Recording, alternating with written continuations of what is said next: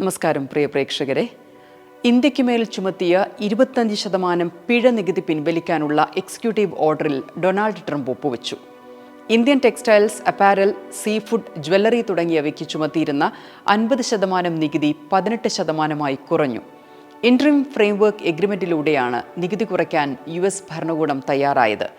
അമേരിക്കയുടെ എക്സിക്യൂട്ടീവ് ഓർഡറിൽ പറയുന്നു, റഷ്യൻ ഓയിൽ വാങ്ങുന്നത് നിർത്താൻ ഇന്ത്യ സമ്മതിച്ചുവെന്നും പകരം അമേരിക്കൻ എനർജി വാങ്ങാൻ ധാരണയായെന്നും. കേന്ദ്ര സർക്കാർ രാജ്യത്തെ റിഫൈനറികളോട് ഇതുവരെ ഔദ്യോഗികമായി പറഞ്ഞിട്ടില്ല റഷ്യൻ എണ്ണ വാങ്ങുന്നത് നിർത്താൻ. പക്ഷേ റോയിട്ടേഴ്സ് റിപ്പോർട്ട് ചെയ്യുന്നതനുസരിച്ച് ഇന്ത്യൻ റിഫൈനറികൾ റഷ്യൻ എണ്ണ പർച്ചേസ് ചെയ്യുന്നത് ഗണ്യമായി കുറഞ്ഞിട്ടുണ്ട്. 2025 20 ലക്ഷം ബാരൽ പ്രതിദിനം വാങ്ങിയിരുന്നത് ഇപ്പോൾ 10 ലക്ഷം ബാരലായിരിക്കുന്നു. റഷ്യൻ എണ്ണ ഭീമമായി വാങ്ങിക്കാൻ 2022 ഇന്ത്യ തീരുമാനിച്ചപ്പോൾ എതിർപ്പുമായി വന്ന അമേരിക്കയോട് ഇന്ത്യ അന്ന് പറഞ്ഞത് ഊർജത്തിൻ്റെ കാര്യത്തിൽ രാജ്യതാൽപര്യം മാത്രമേ നോക്കുകയുള്ളൂവെന്ന്. ഇപ്പോൾ റഷ്യൻ എണ്ണയിൽ നിന്ന് അമേരിക്കൻ എണ്ണയിലേക്കും വെനിസുലൻ എണ്ണയിലേക്കും ഇന്ത്യ തിരിയുമ്പോഴും പറയുന്നത് അതേ കാര്യം. ഊർജ കാര്യത്തിൽ ഇന്ത്യ നോക്കുന്നത് രാജ്യതാൽപര്യം മാത്രം. എഡിറ്റോറിയൽ ഇൻസൈറ്റ്സിലേക്ക് സ്വാഗതം. ഇന്ത്യയിലേക്ക് ഊർജ കയറ്റുമതിക്ക് കവാടം തുറന്നു കിട്ടി. അത് അമേരിക്കയുടെ സാമ്പത്തിക താൽപര്യം. റഷ്യൻ എണ്ണ വാങ്ങിയിരുന്ന ഇന്ത്യയെ കടിഞ്ഞാണിടാൻ കഴിഞ്ഞു. അത് അമേരിക്കയുടെ പൊളിറ്റിക്കൽ ഈഗോയുടെ സംരക്ഷണം. ഇത് രണ്ടും ഇന്ത്യ അനുവദിച്ചു കൊടുക്കുകയായിരുന്നു. വലിയ ലാഭത്തിന് വേണ്ടിയുള്ള ചെറിയ കളികൾ. റഷ്യൻ എണ്ണയുടെ കാര്യം പറഞ്ഞ് സംസാരിച്ച് 50% താരിഫ് വരെ പ്രഖ്യാപിച്ചു. വാസ്തവത്തിൽ അമേരിക്ക തിരിച്ചു വരാനാകാത്ത ഒരു ട്രാപ്പിൽ സ്വയം പെട്ടതാണെന്ന് കരുതണം. കാരണം സപ്ലൈ ചെയിൻ, മാനുഫാക്ചറിംഗ്, ഡിഫൻസ് തുടങ്ങിയ മേഖലകളിൽ ഇന്ത്യയെ ദീർഘകാലത്തേക്ക് പിണക്കാൻ അമേരിക്കയ്ക്കാകില്ലെന്ന് എല്ലാവർക്കും അറിയാം. പക്ഷേ ലോകത്തെ നിയന്ത്രിക്കുന്ന പവർ എന്ന നറേറ്റീവ് മാറ്റാൻ ആഗ്രഹമില്ലാത്ത അമേരിക്കയ്ക്ക് മുഖം രക്ഷിക്കാൻ അന്ന് തീരുവ ചുമത്തണമായിരുന്നു. ഇന്ന് പിൻവലിക്കണമായിരുന്നു. അത്രയുള്ളൂ.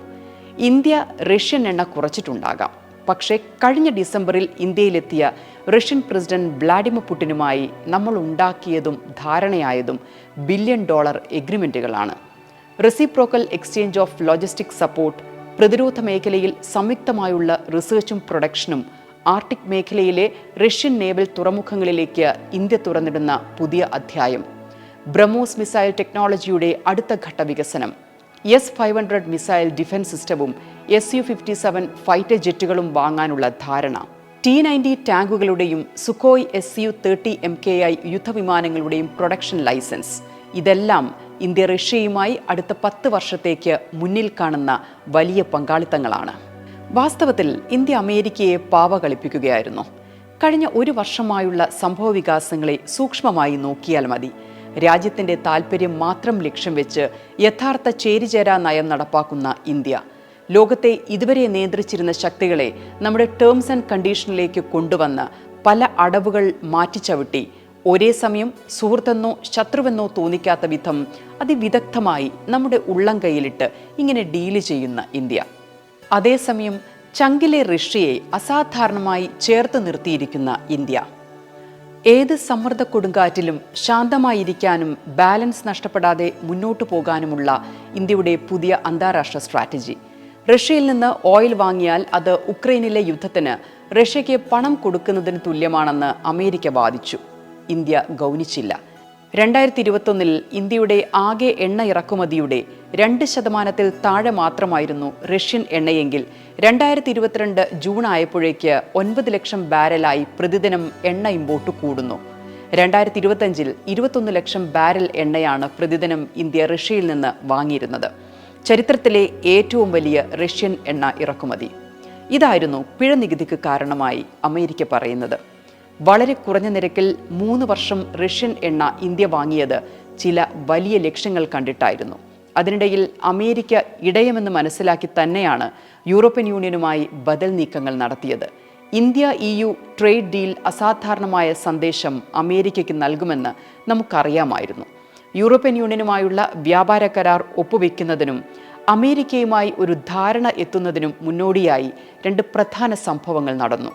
ഡിസംബറിലെ പുടിൻ്റെ സന്ദർശനം, പിന്നെ ജനുവരിയിലെ UAE president Sheikh Mohammed bin Zayed Al നഹ്യാന്റെ സന്ദർശനം. പിന്നീട് ഇന്ത്യ നടത്തിയ പല സ്ട്രാറ്റജിക് തീരുമാനങ്ങളുമായും ഈ 2 സന്ദർശനങ്ങൾക്ക് ബന്ധമുണ്ടെന്ന് അനുമാനിക്കണം. പ്രതിവർഷം 5 ലക്ഷം മെട്രിക് ടൺ LNG സപ്ലൈ എഗ്രിമെന്റാണ് അൽ നഹ്യാന്റെ സന്ദർശനത്തിൽ ഇന്ത്യ UAEയുമായി ഒപ്പുവെച്ചത്. ഇത് LNGയിൽ UAEയുടെ ഏറ്റവും വലിയ കസ്റ്റമറായി ഇന്ത്യയെ മാറ്റും. മറ്റൊന്ന് India UAE strategic defence partnership ഡീലും. UAEയുമായി മാത്രമല്ല, സൗദി, ഖത്തർ, കുവൈറ്റ്, ഒമാൻ തുടങ്ങി 6 ഗൾഫ് രാജ്യങ്ങളുമായി ഫ്രീ ട്രേഡ് എഗ്രിമെന്റിലേക്ക് ഇന്ത്യ കടക്കുകയാണ്. ചരിത്രത്തിലെ ആദ്യ സംഭവമാണ്. ഇന്ന് ഏതാപത്തിലും വിശ്വസിക്കുന്ന സുഹൃത്തായി ഇന്ത്യയെ മിഡിൽ ഈസ്റ്റ് കാണുന്നു.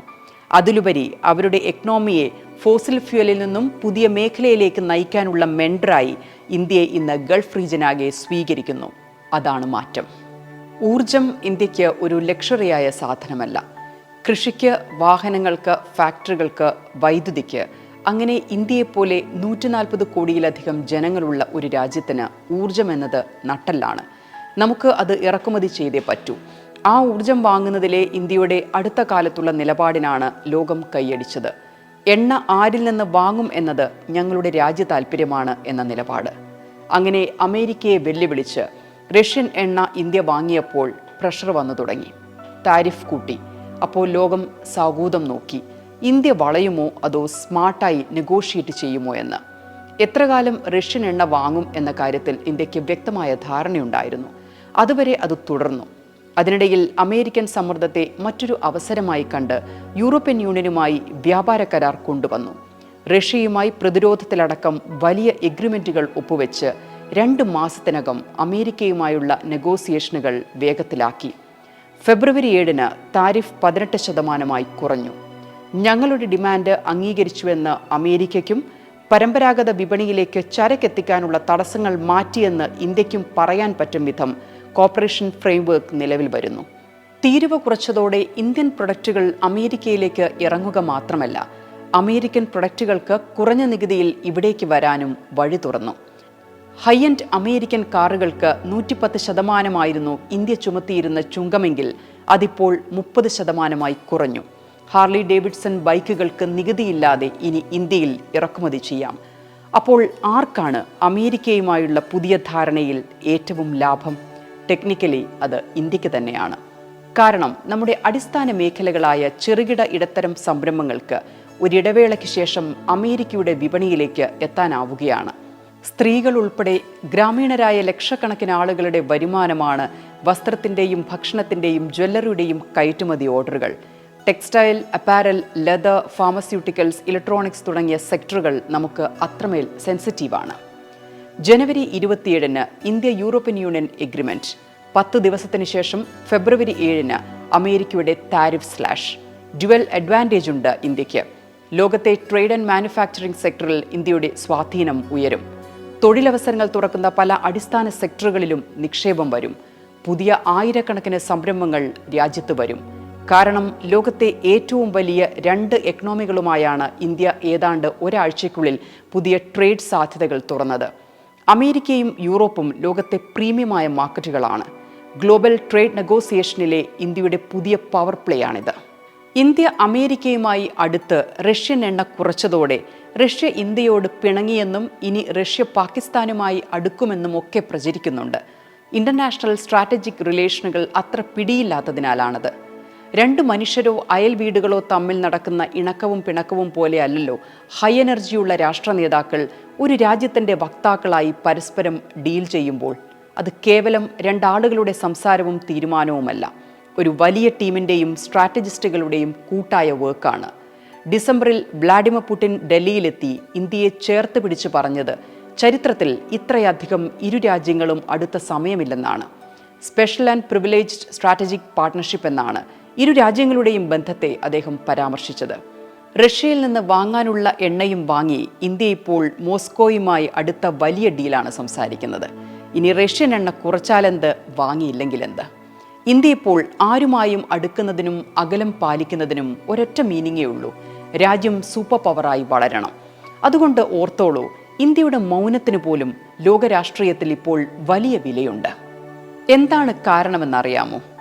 രാജ്യത്തിൻ്റെ ഭരണമെന്നത് യാന്ത്രികമായ ഒരു ജോലിയായി കണ്ടിരുന്ന ഒരു മനോനിലയിൽ നിന്ന് രാജ്യഭരണം ഒരു വലിയ ലക്ഷ്യത്തിലേക്ക് രാജ്യത്തെ നയിക്കുന്ന ഉത്തരവാദിത്തമായി കണ്ടതിൻ്റെ മാറ്റമാണത്.